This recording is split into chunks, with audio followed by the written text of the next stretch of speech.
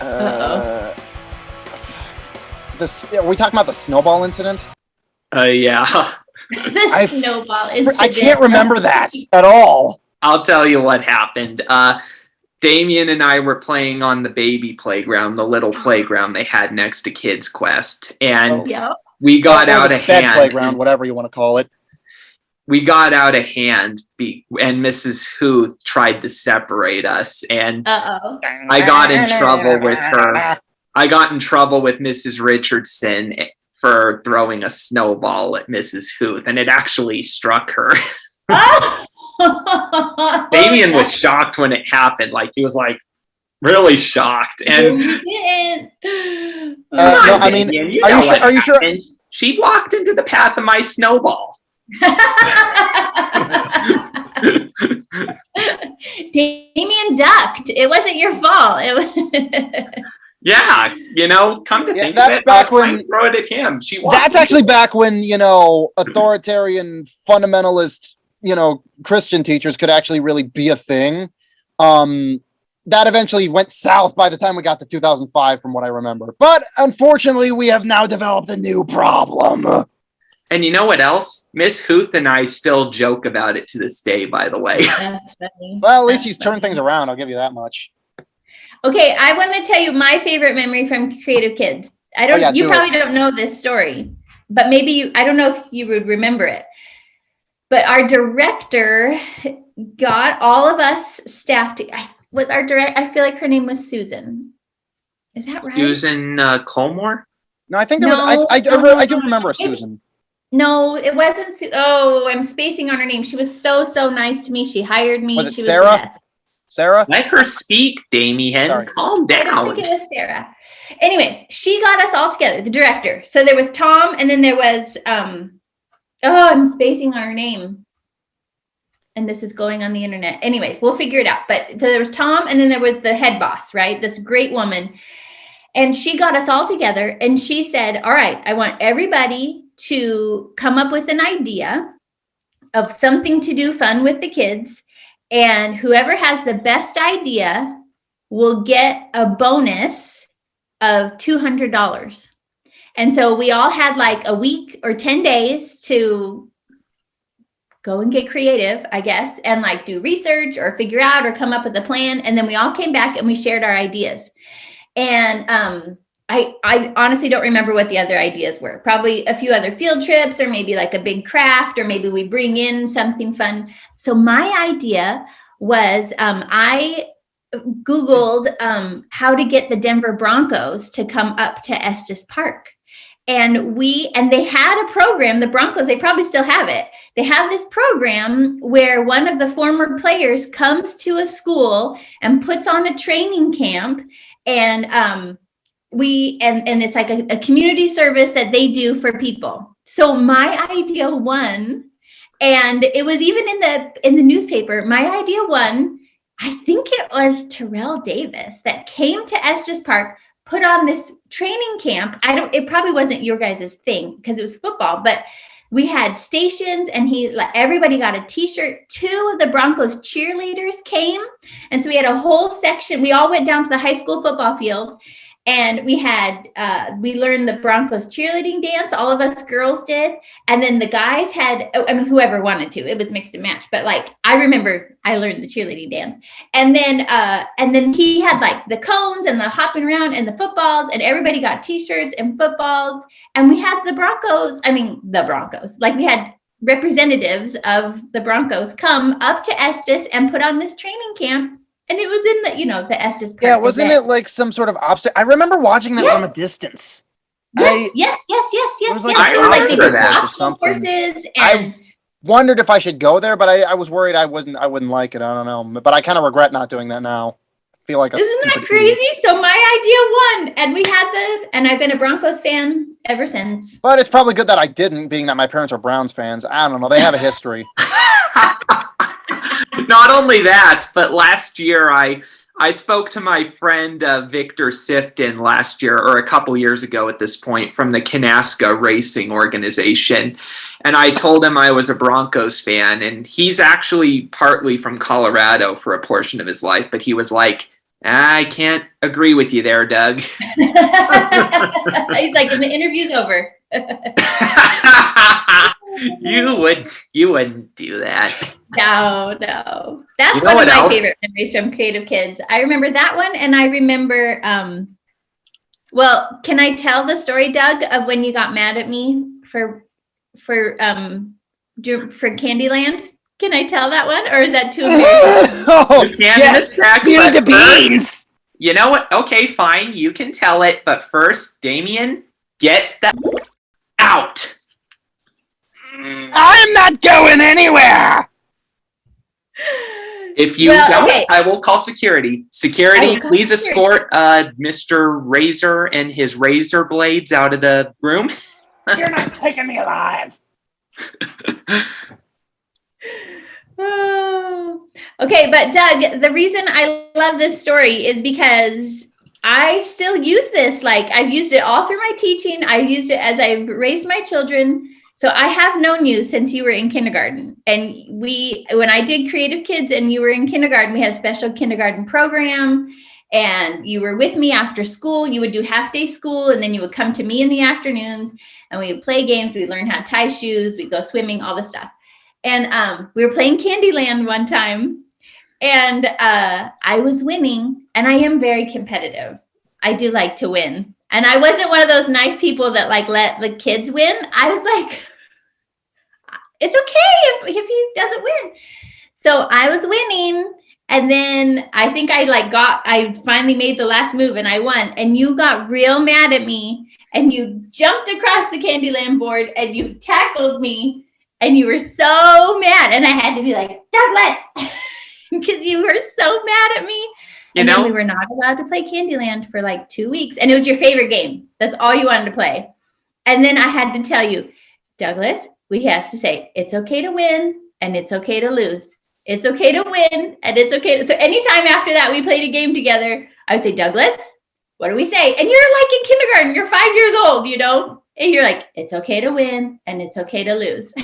I'll admit, I'm fine with that story being told because it's the truth. As a kid, I was a sore loser. Yeah, and this is how he talked when he didn't get his way. It's just like, it was something like, you couldn't even make out what the fuck he was saying.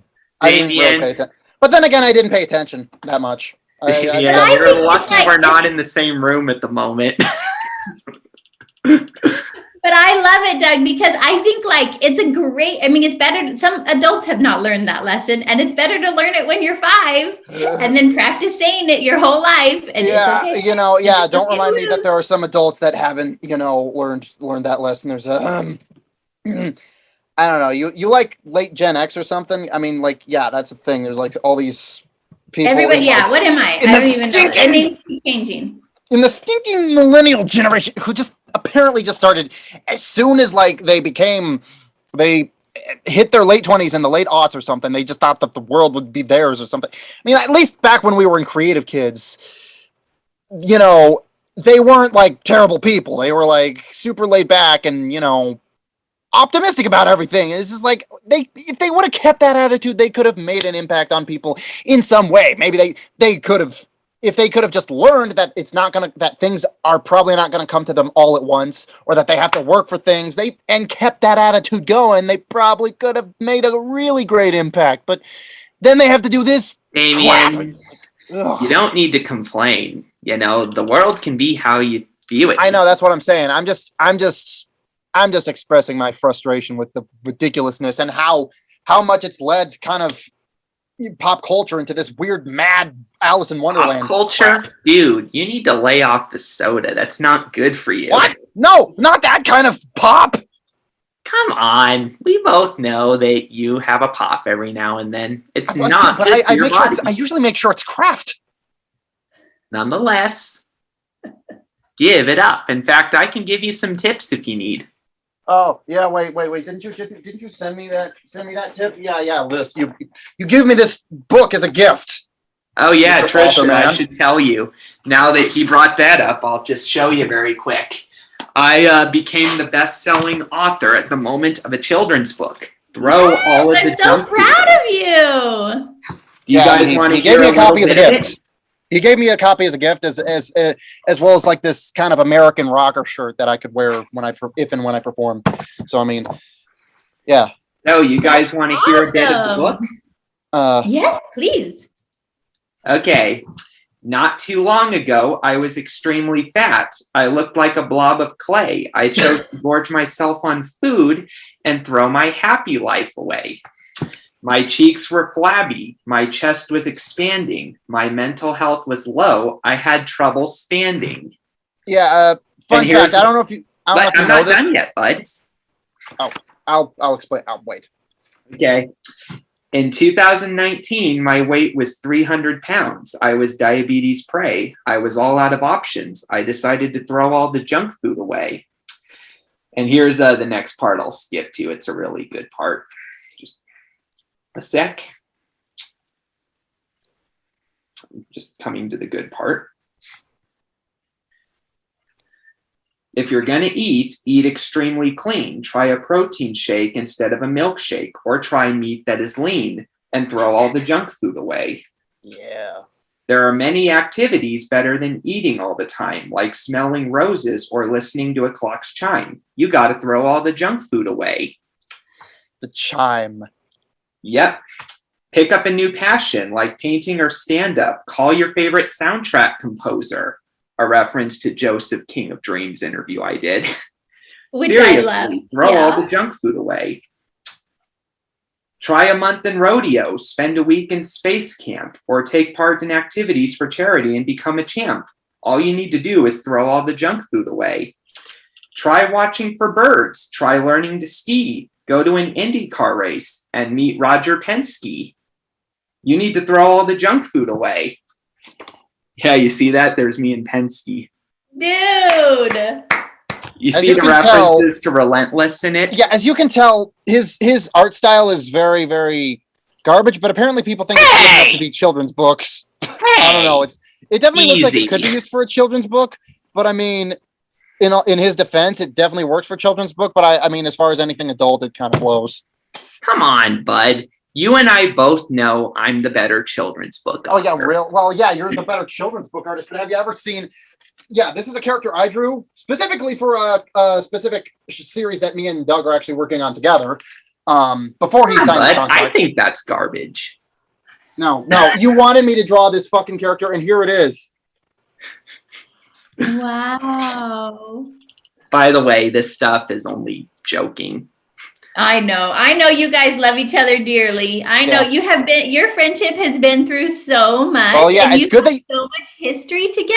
Yeah, that's true. The solid ground of a good friendship. Well, it's good that you understand how guys interact when they're best friends. You know, it's good that you're much wiser than, because I can't tell you how many times I've heard in high school. I overhear some girls talking in class and just like, oh my God, guys are so mean to each other. Yeah, seriously, why are so mean to each other? And then I have to interject and it's like, wait, what? Like, what? Hey, come on, we do that for fun, not because we hate each other. Come on. Let's let Trisha ask some questions now about the both of us. Give her a little bit of time to speak. So, Trisha, what do you have for me about Nashville? Yeah, about your pick a background. Okay, yeah, Doug, what's going on with Nashville? You were there. I was there. What do you have on the calendar coming up for next races, or what's happening in the NASCAR world? Oh, to tell you a bit about that, I'm not active in NASCAR particularly anymore. I made a decision to kind of walk away from it for personal reasons. I was worried about Formula One and NASCAR. Maybe I know they're two different. And I'm very ignorant about both, so I wasn't sure if I used the right word. But okay, so it is NASCAR, but you're choosing to walk away for a little bit. Okay. Well, actually, this is what happened. There's a story behind that, but I'm now focusing on sports cars and IndyCar and international racing. Dragsters. But please, what about dragsters? And dragsters, yeah, I'm open to that. But I left the NASCAR chapter behind me, and it was a personal decision. I walked away from the NASCAR chapter about a couple years ago, and the reason was because the sport got too political for me, and they were doing things that I just didn't like. And I was also cyberbullied several times by some of the crazy NASCAR fans that are too crazy for me to be around, and I just had my fill of it. So I guess what you've been telling me is, you know, the NASCAR fan base went to complete shit. Yeah. I can understand that. I mean, that happened with the animation community for a while, or at least it was in my experience. I think that's kind of gone away now, but I mean, I don't know. You would probably agree with me on this, Damien, but Madagascar proved that. No, that's not. That came out in the arts.